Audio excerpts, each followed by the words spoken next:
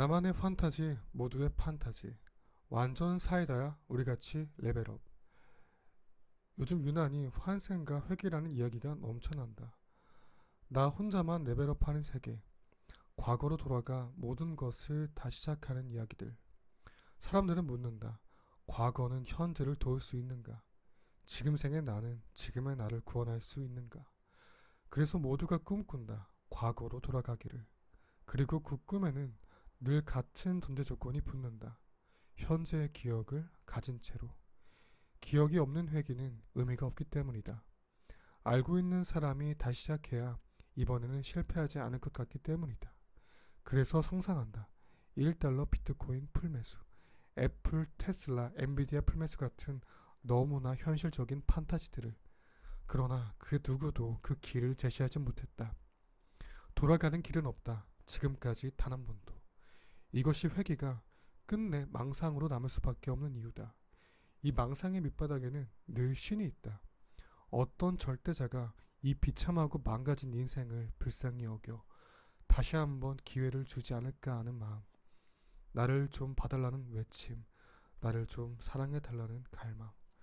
하지만 그런 길이 정말 존재한다면 그 길 끝에 도달하는 세상은 오직 주인공 한 명만이 행복한 세계다. 회귀한 당사자만 웃고 나머지는 여전히 같은 자리에서 고통받는 세계.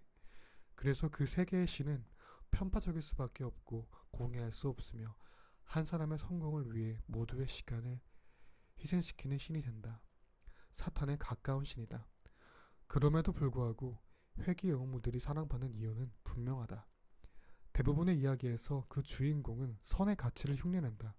자기만 잘 되는 것이 아니라 조연들까지 행복하게 만들기 때문이다. 독자들은 거기에 열광한다. 이건 우연이 아니다. 우리는 본능적으로 알고 있다. 신이 있다면 우리 모두를 소중히 여기는 분위기를 바란다는 것을. 그래서 여기 망상이 아닌 꿈 같은 희망이 있다. 지금 이 순간을 꿈으로 만들어 버리는 희망. 그리고 더 아름다운 꿈을 소망하게 하는 희망을. 당사자만 행복한 세계가 아니라 모두가 행복해지는 세계. 한 사람의 주인공과 수많은 조연들이 있는 이야기가 아니라 모두가 주인공이 되는 세계. 그런데 이 세계는 아이러니하게도 오직 한 분의 조연을 통해 열렸다. 끝까지 중심에 서지 않고 끝까지 스포트라이트를 거부하고 끝까지 낮은 자리에 서 계셨던 분. 모두를 공의롭게 사랑하시는 우리 모두의 아버지이신 하나님. 우리의 마음을 한 마음으로 묶으시고 그렇게 유일하실 수 있었던 한 분. 그분은 현재의 기억을 가진 채 과거로 돌아가게 하지 않으셨다. 대신 현재의 기억을 가진 채 미래로 찾아가는 길을 여셨다. 그리고 그 길을 지도만 남겨두지 않으셨다. 직접 이 땅 가운데로 내려오셔서 함께 걸어주셨다. 정말 친절하게, 정말 다정하게, 정말 끝까지.